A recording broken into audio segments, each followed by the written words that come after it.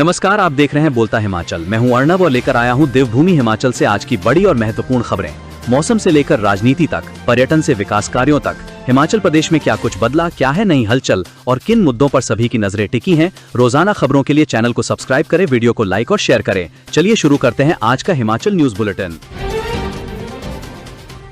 हिमाचल पंचायत चुनाव, हाईकोर्ट के निर्णय पर टिकी निगाहें, क्यों बनी है टकराव की स्थिति, आखिर कब होंगे चुनाव। हिमाचल प्रदेश में पंचायत चुनाव को लेकर स्थिति स्पष्ट होने की दिशा में सोमवार को शिमला स्थित हाईकोर्ट में अहम सुनवाई होने जा रही है। इस संबंध में याचिका दायर की गई है। राज्य निर्वाचन आयोग ने इस संबंध में अपना जवाब दायर कर दिया है। उधर सरकार की ओर से भी जवाब देने की सूचना है। चुनाव में देरी को लेकर याचिका दायर की गई है। इस संबंध में हिमाचल प्रदेश उच्च न्यायालय ने दोनों पक्षों से जवाब दायर करने को कहा था। सभी की नजरें सोमवार को आने वाले आदेश पर टिकी हैं, जिसके आधार पर चुनाव कब होने हैं ये तय होगा। पंचायत चुनाव को लेकर अधिवक्ता डिक्कन कुमार ठाकुर व हैप्पी ठाकुर ने जनहित याचिका दायर की है। हिमाचल प्रदेश पंचायती राज संस्थाओं के चुने हुए प्रतिनिधियों का कार्यकाल 31 जनवरी को समाप्त हो रहा है और निर्धारित नियमों के अनुसार इससे पूर्व चुनाव करवाए जाने आवश्यक हैं। राज्य निर्वाचन आयोग ने सर्वोच्च न्यायालय के निर्देशों के तहत पंचायती राज संस्थाओं और शहरी निकायों के चुनाव समय पर करवाने के लिए 6 माह पूर्व अगस्त में चुनावी प्रक्रिया को शुरू कर दिया। इसके तहत पुनर्सीमांकन के अलावा मतदाता सूचियों को बनाने का कार्य शुरू किया। इस बीच 8 अक्टूबर 2025 को प्रदेश के मुख्य सचिव संजय गुप्ता की तरफ से आपदा प्रबंधन अधिनियम को लागू कर ये कहा गया कि राहत व आपदा से निपटने सड़क मार्ग बहाल होने के बाद पंचायत चुनाव होंगे, ताकि कोई मतदान से वंचित न हो। इसके बाद सीमाओं में बदलाव को मंजूरी दी गई, जो राज्य निर्वाचन आयोग ने आदर्श चुनाव आचार संहिता की धारा 12.1 लागू कर सीमाओं पर रोक लगा दी। इस पर सरकार ने आपत्ति जता दी है कि ये धारा राज्य निर्वाचन आयोग के अधिकार क्षेत्र में नहीं है। उच्च न्यायालय में होने वाली इस सुनवाई को बेहद महत्वपूर्ण माना जा रहा है, क्योंकि अदालत की ओर से कोई अंतरिम आदेश या दिशा निर्देश जारी किए जा सकते हैं, जिससे पंचायती राज चुनाव की आगे की दिशा तय होगी। प्रदेश भर के जनप्रतिनिधि, प्रशासन और आम जनता की निगाहें इस सुनवाई पर टिकी हुई हैं। हिमाचल में मंत्रिमंडल विस्तार की चर्चा के बीच सीएम जाएंगे दिल्ली, डिप्टी सीएम पहले से डटे हैं। 3 जिलों को अधिमान की चर्चा। मुख्यमंत्री सुखविंदर सिंह सुक्खू सोमवार को दोपहर 1 बजे दिल्ली दौरे पर रवाना होंगे। ऐसा माना जा रहा है कि दिल्ली दौरे के दौरान मंत्रिमंडल विस्तार पर कांग्रेस आला कमान नेताओं के साथ चर्चा करेंगे। मंत्रिमंडल में मंत्री का एक पद रिक्त पड़ा हुआ है, जबकि ऐसी भी संभावनाएं हैं कि मंत्रिमंडल से 2 मंत्रियों को हटाकर नए वरिष्ठ नेताओं को मंत्रिमंडल में स्थान दिया जाए। वर्तमान में मंडी व कुल्लू जिला से सरकार में किसी भी विधायक को स्थान नहीं मिला है, जबकि प्रदेश की राजनीति के हिसाब से कांगड़ा जिला सबसे बड़ा है और ऐसा माना जा रहा है कि जब कभी भी मंत्रिमंडल विस्तार होगा तो कांगड़ा जिला को प्रतिनिधित्व अवश्य मिलेगा। मंत्रिमंडल विस्तार के अतिरिक्त सार्वजनिक उपक्रमों यानी निगम बोर्डों में नियुक्तियों के संबंध में भी पार्टी नेताओं के नामों पर भी चर्चा होगी। कांग्रेस सत्ता में 3 साल का कार्यकाल पूरा कर चुकी है और 2 साल शेष रहते हैं। मंडी में सरकार के 3 साल पूरे होने पर आयोजित हुए जन संकल्प सम्मेलन में सरकार में बैठे अधिकारियों पर गरजने वाले उप मुख्यमंत्री मुकेश अग्निहोत्री पहले से दिल्ली में डटे हुए हैं। सुक्खू सरकार पर भड़के नेता प्रतिपक्ष जयराम ठाकुर, आपदा राहत में विफल रहने का लगाया आरोप। हिमाचल प्रदेश के नेता प्रतिपक्ष जयराम ठाकुर ने सुक्खू सरकार पर आपदा राहत में विफल रहने का आरोप लगाया। उन्होंने कहा कि प्रदेश में आई आपदा से राहत के मामले में सुखविंदर सिंह सुक्खू सरकार पूरी तरह विफल और संवेदनहीन साबित हुई है। 6 महीने बीत जाने के बाद भी सरकार अभी तक बह चुकी सड़कों में मिट्टी और पत्थर भरवा कर भी उन्हें बहाल नहीं करवा पाई। इसकी वजह से प्रदेश में मंडी और आसपास के जिलों की सैकड़ों पंचायत सड़क मार्ग से कटी हुई है। नेता प्रतिपक्ष ने कहा कि सड़कें न होने के कारण आज सैकड़ों गांव वाहनों की पहुंच से दूर हैं। आपात स्थिति में किसी बीमार बुजुर्ग को या फिर गर्भवती महिला को अस्पताल ले जाना हो तो उन्हें पालकी पर लादकर कई किलोमीटर तक पैदल चलना पड़ता है। जो सड़कें इस आपदा में बह गई, उन्हें पक्की करना तो दूर, उनके गड्ढे भी ग्रामीण क्षेत्रों में नहीं भरे जा सके हैं। हिमाचल प्रदेश में एचआरटीसी कर्मचारियों को सैलरी अकाउंट पर मिलेंगी विशेष सुविधाएं। हिमाचल प्रदेश में एचआरटीसी के कर्मचारियों के लिए सैलरी अकाउंट से जुड़ी विशेष सुविधाओं को लेकर बीओडी में हाल ही में लिए गए निर्णय से कर्मचारियों को सैलरी अकाउंट में विशेष सुविधा मिलेगी। हिमाचल परिवहन मजदूर संघ के प्रदेश अध्यक्ष प्यार सिंह ठाकुर और प्रदेश महामंत्री हरीश कुमार ने बताया कि गुजरात प्रदेश में परिवहन कर्मचारियों को चुनिंदा बैंकों में सैलरी अकाउंट खोलने पर 1 करोड़ रुपए तक के बीमा सहित कई वित्तीय लाभ मिलते हैं। इन्हीं तथ्यों और दस्तावेजों के आधार पर संघ द्वारा एक विस्तृत रिप्रेजेंटेशन तैयार कर एचआरटीसी के प्रबंध निदेशक को सौंपा गया था। उसी का सकारात्मक परिणाम है कि बोर्ड ऑफ डायरेक्टर्स की बैठक में एचआरटीसी कर्मचारियों को भी सैलरी अकाउंट पर विशेष एवं व्यापक लाभ देने का निर्णय लिया गया। प्रदेश महामंत्री ने बताया कि बोर्ड बैठक में तय एमओयू के अनुसार अब कर्मचारियों को सैलरी अकाउंट के माध्यम से व्यापक बीमा कवर, व्यक्तिगत एवं हवाई दुर्घटना बीमा, निःशुल्क टर्म इंश्योरेंस, आपातकालीन चिकित्सा व्यय की सुविधा, एम्बुलेंस व एयर एम्बुलेंस सहायता सहित विशेष बैंकिंग लाभ उपलब्ध होंगे। सीएम सुक्खू का मनरेगा में बदलाव पर बड़े आंदोलन का ऐलान, तो मंत्रिमंडल सदस्य करेंगे अनशन। क्या है रणनीति? मनरेगा में केंद्र सरकार द्वारा किए बदलाव पर सियासत गर्मा गई है। कांग्रेस ने संसद से लेकर सड़क तक केंद्र सरकार को घेरने की रणनीति बनाई है। कांग्रेस का आरोप है कि केंद्र सरकार मनरेगा को कमजोर कर इसे धीरे धीरे बंद करने की साजिश कर रही है। अब मुख्यमंत्री सुखविंदर सिंह सुक्खू ने केंद्र सरकार पर निशाना साधकर प्रदेश में जल्द बड़े आंदोलन का ऐलान किया है। शिमला में पत्रकारों से बातचीत में मुख्यमंत्री ने आरोप लगाया कि केंद्र सरकार द्वारा मनरेगा में की गई कटौती से हिमाचल को भारी नुकसान हुआ है। राज्य सरकार ने अपने स्तर पर मनरेगा मजदूरों की मजदूरी बढ़ाई, लेकिन केंद्र की नीतियों के कारण योजना प्रभावित हो रही है। मुख्यमंत्री ने स्पष्ट किया कि कांग्रेस पार्टी इस मुद्दे को लेकर गंभीर है और मनरेगा के समर्थन में आंदोलन किया जाएगा। इसको लेकर मंत्रिमंडल के सदस्य अनशन भी कर सकते हैं, जिसकी घोषणा जल्द की जाएगी। मुख्यमंत्री ने कहा कि राज्य सरकार स्वास्थ्य, रोजगार और विकास से जुड़े मुद्दों पर कोई समझौता नहीं करेगी और मनरेगा को कमजोर करने की हर कोशिश का डटकर विरोध किया जाएगा। शिमला के 3 बड़े अस्पतालों के 50% डॉक्टर गए अवकाश पर। हिमाचल प्रदेश के सबसे बड़े अस्पताल इंदिरा गांधी मेडिकल कॉलेज एवं अस्पताल आईजीएमसी शिमला, चमियाना स्थित सुपर स्पेशलिटी अस्पताल व कमला नेहरू अस्पताल केएनएच शिमला में सोमवार से 50% डॉक्टर शीतकालीन अवकाश पर होंगे। चिकित्सकों का पहला बैच 22 से लेकर 28 जनवरी तक छुट्टी पर होगा। 29 जनवरी को सभी डॉक्टर अस्पताल में मौजूद होंगे। मरीजों को दिक्कतों का सामना न करना पड़े, इसके लिए 50% डॉक्टर होते हैं। अस्पताल आ रहे मरीज डॉक्टर की मौजूदगी का पता करके अस्पताल आएं। हालांकि ओपीडी में दूसरे डॉक्टर मौजूद ही रहते हैं। कई मरीज चेकअप लंबे समय से एक ही डॉक्टर से करवाते हैं। ऐसे मरीजों को विशेष तौर पर डॉक्टर की मौजूदगी का पता कराना होता है। इन्हें डॉक्टर की गैर मौजूदगी में बिना चेकअप के ही वापस लौटना पड़ता है। डॉक्टरों की छुट्टियों का शेड्यूल हर साल रहता है। पीजीआई चंडीगढ़ में घोटाला, डॉक्टरों की फर्जी मोहरें लगाकर मुफ्त दवा लेते, फिर बाजार में जाकर बेचते। चंडीगढ़ के पीजीआई में 1.14 करोड़ रुपए के प्राइवेट ग्रांट सेल घोटाले की परतें अब तेजी से खुलती जा रही हैं।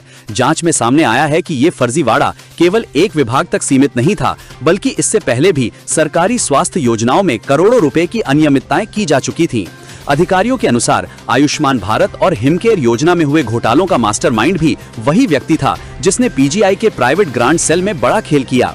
जांच एजेंसियों ने खुलासा किया है कि घोटाले का मुख्य आरोपी दुर्लभ कुमार अपने कुछ साथियों और पीजीआई के कर्मचारियों की मिलीभगत से ये पूरा नेटवर्क चला रहा था। आरोप है कि उसने डॉक्टरों और विभागाध्यक्षों की फर्जी मोहरें मनवाकर अमृत फार्मेसी से महंगी दवाएं मुफ्त में निकलवाईं। इन दवाओं का उद्देश्य जरूरतमंद मरीजों को लाभ पहुंचाना था, लेकिन इन्हें अवैध रूप से बाजार में बेच दिया गया। सीएम सुक्खू बोले, अस्पतालों में बुजुर्गों के लिए शुरू होगी विशेष ओपीडी परामर्श स्लॉट सुविधा। मुख्यमंत्री सुखविंदर सिंह सुक्खू ने राष्ट्रीय टीकाकरण दिवस के अवसर पर कमला नेहरू अस्पताल शिमला में आयोजित राज्य स्तरीय सघन पल्स पोलियो अभियान का शुभारंभ किया। उन्होंने नन्हे मुन्ने बच्चों को पोलियो से बचाव की खुराक भी पिलाई। मुख्यमंत्री ने अभियान के सफल आयोजन के लिए चिकित्सकों, आंगनबाड़ी कार्यकर्ताओं, आशा, एएनएम, पंचायती राज संस्थाओं, स्कूल शिक्षकों एवं प्रशासन की सराहना की। इस अवसर पर मुख्यमंत्री ने कहा कि प्रदेश सरकार प्राथमिक स्वास्थ्य केंद्र से लेकर मेडिकल कॉलेज तक स्वास्थ्य सेवाओं को सुदृढ़ कर रही है। उन्होंने कहा कि Atal institute of medical super speciality आयुर्विज्ञान चमियाना में एडवांस्ड पीडियाट्रिक सेंटर खोला जाएगा। इस सेंटर में बच्चों के इलाज के लिए विश्व स्तरीय सुविधाएं और आधारभूत ढांचा विकसित किया जाएगा।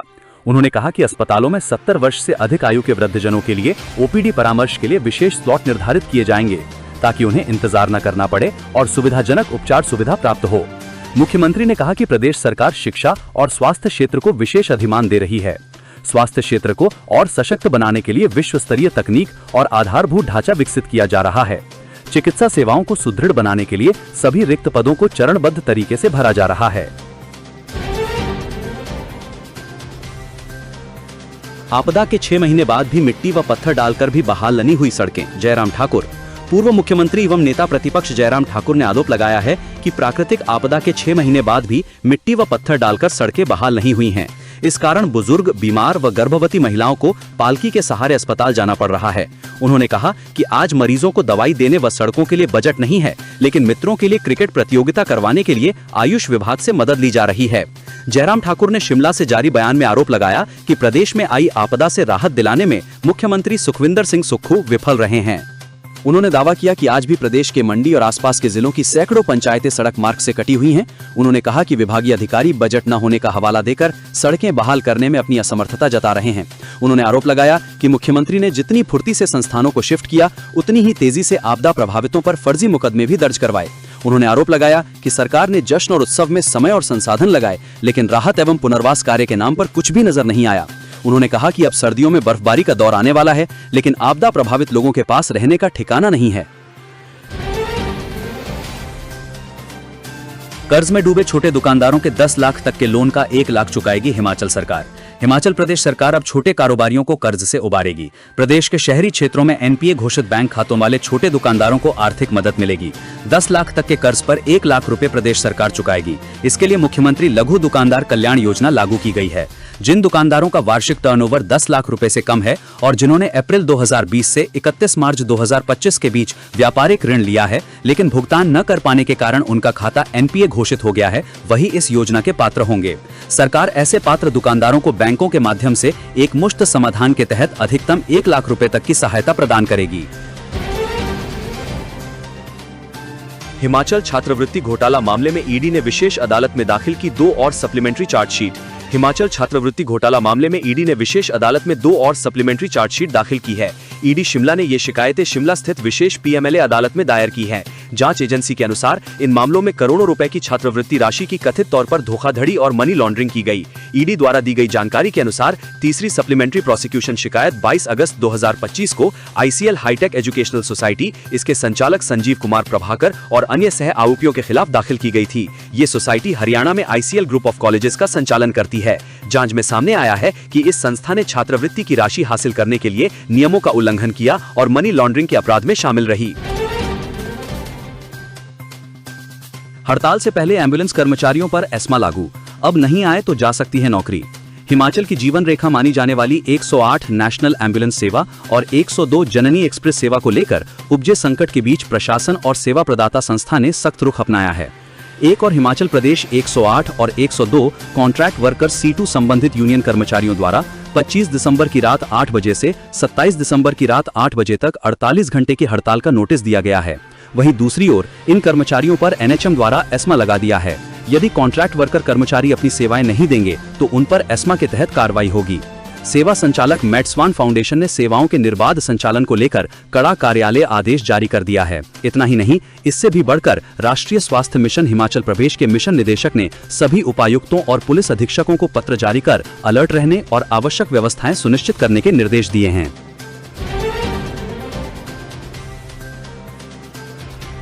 Weather update. प्रदेश में लगातार हो रही बर्फबारी के साथ कोहरे की चेतावनी।